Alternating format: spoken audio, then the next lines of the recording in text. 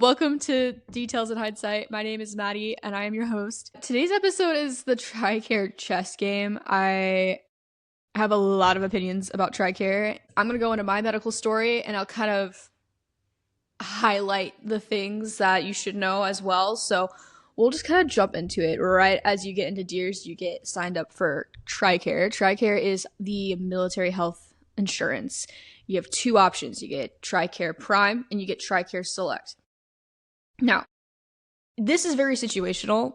My husband and I went with the Prime route, but some people can't afford the Tricare Select. Select is not entirely free, so you can go to any doctor that takes Tricare Select and just go and not have to deal with the referral drama that we'll get into.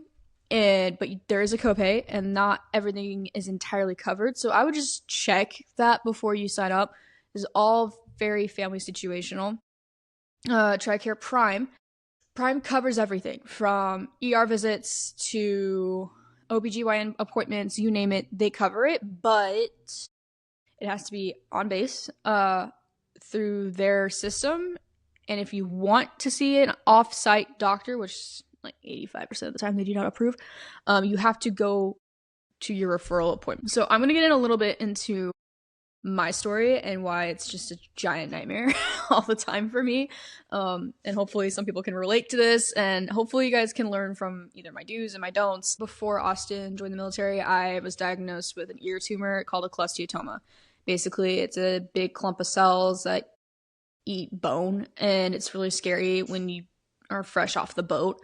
I have another one now currently, but once you go through it once, it's not as scary the second time, but we'll go into that later. So when you join the military, you are automatically assigned a primary doctor. And when I was going through all my health stuff that I'll go into in a second, I was assigned someone at Buckley. I have a cholesteatoma in my right ear. It is an ear tumor that eats bone. So it's like your hearing bones, your cartilage around, it'll eat it. It's kind of scary, but it's not cancer, but it's not gonna like appear anywhere else, if that makes sense. So like when it comes to tumors, it's like best case scenario, but also like stupid at the same time. Anyways, I had a second surgery coming up that spring. I had to go to Buckley. I had to meet with my primary care physician.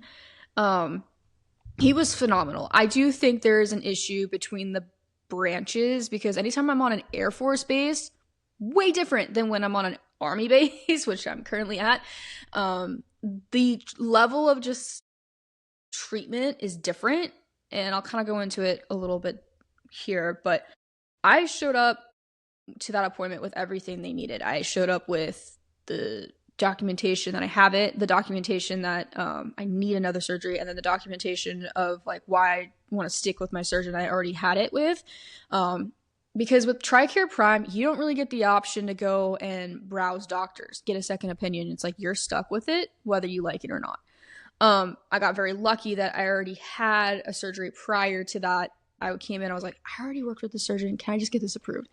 I got very lucky. My primary care physician was like, thank you for showing up with all the documentation. Everything's going great. Please, have the surgery, be safe. It was very great. He was an awesome PCM. I highly recommend Buckley. Fingers crossed. I want to go back, but he was a great physician. And when you show up prepared and you show up ready to work with the doctors, they're going to want to help you more. That is something I have noticed, is like I've seen a lot of my friends go in and like, well, I just showed up with all my stuff. It's like, well, they're going to get mad that they have to re-see you 1,000 times. You have to show up prepared, whether you like it or not. And I think that just goes for anybody in any situation when it comes to the medical field now, where it's just like, show up with your medical records, show up with your ID, like show up prepared and show up ready to advocate. That's going to be like my number 3 issue here. So I had my second surgery, all was great. And then my surgeon was like, when you move to Georgia, which is where we're at now, you need to tell them you've had 2 corrective ear surgeries, or like whatever he called it, and that you have to have cleanings out once every 6 months, and you have to like get a CT scan once a year to make sure it didn't come back. That was in writing, and that was what was told. I was like, cool, great. We moved to Georgia. I established my PCM here in Georgia, and that was the worst doctor visit I've ever had in my entire life. And I'm going to go into it and why. I don't think she's even a doctor anymore. I think she actually retired like 2 weeks after, and I don't think she was actually my PCM, but that was the only one that could see me in like a certain time period. Side note, if Tricare, if your doctors can't see you within 30 days, you have a right to go off base. So just make sure you have it in writing and then ask for the referral. You can't see me in 30 days. I need to see somebody. Again, advocating for yourself. Moving forward. This was the only person that could see me. I hadn't met my primary position, so I was like, it doesn't really matter, I guess, who it is. Just get me in. I wanted to go in for a couple of reasons. 1, I wanted to get my physical done. 2, I wanted to get a pap smear done. And 3, I wanted to get my hormones checked because I'm struggling because the steroids I was on for this really like messed up my system. So I was like, okay, we're just gonna clean house. I got a wedding coming up because Austin and I decided to do our wedding later. So I was like, cool, I like want to get in shape. I want to like feel better. So I go in, and this doctor, when I say, was the nastiest person I've ever met in my entire life in the doctor field ever. This is like epitome of bad doctors in my opinion. And this is like what people are scared of. And I've heard of horror stories with doctors, but I never realized it was like real because I never experienced it. I went in for my appointment. I was like one of the last ones of the day, I guess, because my appointment was like at 2 or something like that. And I get in, and the triage nurse, super sweet. She was great, but she was like getting interrupted by my doctor being like, are you done yet? Are you done yet? Are you done yet? It was insane. So I finally get into like the appointment room because there's 2. Mind you, at the base I'm currently at, they were doing construction on the family center. So like my doctor's appointment was in a family trailer park. Like literally they rented trailers and your appointment was in the trailers. So it's not anymore. I just went back for like a year checkup or whatever, but it's nice now. But at the time I'm like getting done up at an army base in a trailer. Like it is the worst it could get. It smells, it's terrible. And it was like, I think the AC broke that day. I don't know. It was rough. So I'm already in a mood because it's just like not what I expected. I'm like, oh, okay, so like I feel like my standard for healthcare was here, and then it just immediately went down. She comes in a mood, man. There was nothing I could say or do that changed her mind. So basically I requested to see an ENT because I can't see the ENT on base without her referral. So I was like, hey, this is what my doctor said prior. I need to get a CT scan and I need to see an ENT. And she's like, I can approve the ENT, but I can't approve a CT. I have it in writing. I'm showing it to her. She refused to approve it. And I was like, great. So in my head, I'm like, okay, maybe I can see the ENT and then they can just approve it. I was just trying to get to the ENT at least. But she barely would approve that. It was like fighting her. I was like, yeah, I had a surgery in my right ear. I'm trying to explain to her the situation. Like I had a tumor, like all this stuff. She would not listen to me. I'm like, what the hell is your problem? She kept just like going off about how like she knows better and like da da da da da. I'm like, you're a primary care physician. You're not a specialist. I need to see the specialist because I was supposed to get cleanings and all this stuff every 6 months. Like this is ridiculous. And she was like, well, like if I don't have it entirely in writing, I don't know what to tell you. I was like, I have it in writing. Here it is. She's like, yeah, but it's like not on our system. And I'm like, yeah, I brought it so you could scan it and put it in the system. She's like, I'm not doing that. So at this point, I'm just like a mess because like this is scary and I just finished and recovered. Like I don't want to go through this again. Okay, can I please like at least get my blood drawn and can I get a pap smear? She's like, when was your last pap smear? I was like 2 years ago. She's like, we do it every 5. Okay, well if I'm asking for a pap smear, I want a pap smear to make sure I'm okay because like Austin and I like eventually want to try. I want to make sure everything's good. And she was just like, I'm not gonna do a pap smear just to do a pap smear. And I was like, okay, I guess I can wait a year, whatever. And then I was like, finally, okay, well, I need to get my blood work checked because of the surgeries and everything. They put me on a bunch of steroids and stuff. Like, I want to get, like, rebalanced. I just want to know where I'm at. I'm not going to do a blood test just to do a blood test, word for word. So I start crying because nothing's getting done. I'm having the worst appointment of my life. And then she, like, looks me dead in the eyes as she's checking my heart and everything. She's like, you got to stop crying and start acting like an adult. Like, word for word. I'm like, you won't approve any of the things I need. What would you want me to do? She's like, I guess I could approve like an ENT visit, but you know, like you're not gonna get far with them. I got far, but like, she was terrible. So I refused to go back on base for like 2 years to see a PCM or whatever they're called because she was so bad. She was so terrible. She ruined it for me, in my opinion. So, but she approved the ENT visit. okay, I can go at least get to the ENT doctor. This is like August and October. There was a big storm. Everything shut down for like 2 months. I couldn't go in, and I had an appointment that October. I didn't get in until that April because they were so backlogged from this storm. So it was so bad. So I finally get it in April, and you're like, yeah, you might have like a hole in your eardrum again. And I'm like, again? This is ridiculous. I was supposed to be in October. It's April. And the thing is, like with my base, it also has like a VA attached to it. So like all these veterans are like priority over dependents. And I, again, respect and understand that. But they don't have enough resources at this hospital specifically to continually see people at a proper timeline, because unfortunately my tumor did come back. And honestly, if I got the CT when I was supposed to, and I got the cleanings when I was supposed to, I don't know if it wouldn't come back, but I would have been more prepared and more, it wouldn't be where I am now, if that makes sense.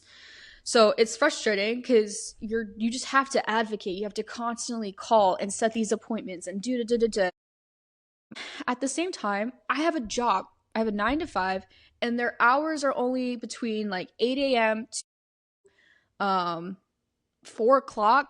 They're not open during other hours, so I have to like go during my lunch, and it's far enough to where it takes up my entire lunch, and it overextends sometimes, so I have to always come back with a doctor's note. It's exhausting, especially when we were trying to figure out if it was back or not. I mean, the ear appointments, you have to be careful. You have to be on top of it. So finally, we get to the point where we figured out, okay, I have a lot of stuff going on. Let's set me up for a CT. I finally get a CT.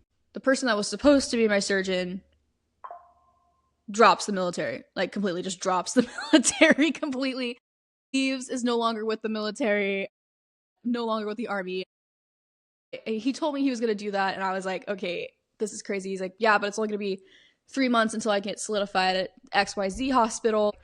Why don't you just wait till then? I'm like, I'm not waiting 3 months to confirm if I have a tumor and confirm if I need surgery. And I'm going to want this done pretty quickly. So, or just like, I'm going to want more flexibility with this versus just like whatever you feel like it. And the doctor was nice. He's just like, he's busy. He's constantly swamped. So again, not his fault, but you get pushed to the wayside during that. And it's hard to like really advocate for yourself when you're constantly like being overheard. So that's something you will learn as a military spouse, especially in the medical world. You have to advocate for yourself. There were multiple times I had to bring Austin in and the Air Force like personnel to like talk to the doctors for me and get appointments set up because they were that bad. Austin's like active, so he got in pretty quickly and got his stuff done. But like as a spouse, like you kind of get a different treatment than the other person depending on the base. I don't think every base is like this. This is just the certain base I am at, but I am in Georgia, so I hope that narrows it down. So finally, we get the CT scan, but he leaves. Thankfully, this time, the nurse has kind of been clued into what's going on. She called me while I was at work and was like, hey, I think it's bad. We're going to go ahead and refer you out to our referral at a hospital nearby. So you just got to call them and set up an appointment. I called them. Their next availability, because he dropped the military, it wasn't until 2 months later. So even if it's just insane. There's a lot of like timing issues with Tricare. Even if you have Tricare Select, I feel like the medical system right now is just not equipped to handle a better timeline, in my opinion. So I get to my appointment. This is the first time I'm seeing everything. I see the tumor. I see the hole in my eardrum. I'm seeing everything that I'm struggling with, and everything made more sense. But, I think I like my surgeon. I think she's pretty cool. I haven't, she's kind of arrogant, but you kind of want your surgeons to be arrogant, so I'm not entirely opposed to it. But there are times where it's just like, okay, I wish I could go and get a second opinion. Not that I don't trust her, but I think it's always good to get a second opinion. And that's just something with Tricare that's not really an option. Unless you guys know something different, please comment down below. I would love to know. And so yeah, that is the current situation. Is I am scheduled for surgery soon, and hopefully by the time you guys are seeing this, I've already had it. So that is my goal. So yeah, that's Tricare in a nutshell, and that's my Tricare story. I'm sure I've said this 1,000 times already, but if there's like one thing I wish I knew prior. It's you're going to need to advocate for yourself. You need to keep everything on record, printed, ready to go. And if you need to request records, I think I had to go in to the records facility and fill out a piece of paper to get my records so I could go to my referral appointment with all my records just in case. I think I even have a binder. Hold on. You'll get familiar with binders when you join the military. But this is literally just my ear. 2 surgeries, CTs, everything, you name it, it's in here. And, you know, it's important because, like, you just never know, like, well, if I had this note from this thing, like, I can be like, well, here it is. I think I actually even have some of, like, my recent, like, emergency hospital visits because I had, like, this big rash on my face I picked up. It was different. Anywho, so this is kind of like the Tricare chess game that I have been dealing with. And if there's anything I hope anybody learns from this story is just, like, you really got to advocate for yourself. You really got to constantly be up their butts because they're not going to follow up. They're not going to do it. You have to turn around and you have to constantly hone it in, especially if you have health issues like myself.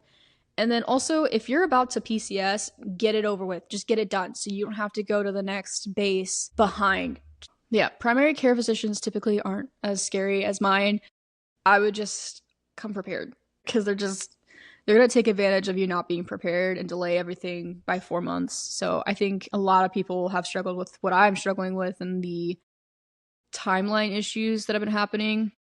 But I hope will be different. And I hope you guys can learn from my story and go from there. This is kind of a shorter episode. I wanted to kind of share it and just do all the things. Yeah, hopefully if you have any questions, please feel free to comment down below. In my little comment section, or you can go to my Instagram at Details in Hindsight. Please give us a follow, 5-star review, just so it can reach more military spouses just like us, and yeah, hopefully start building a little community. I'm really excited. I'm happy you guys are here. I'm grateful for your guys' time. So thank you guys. I appreciate it, and I will see you guys next time.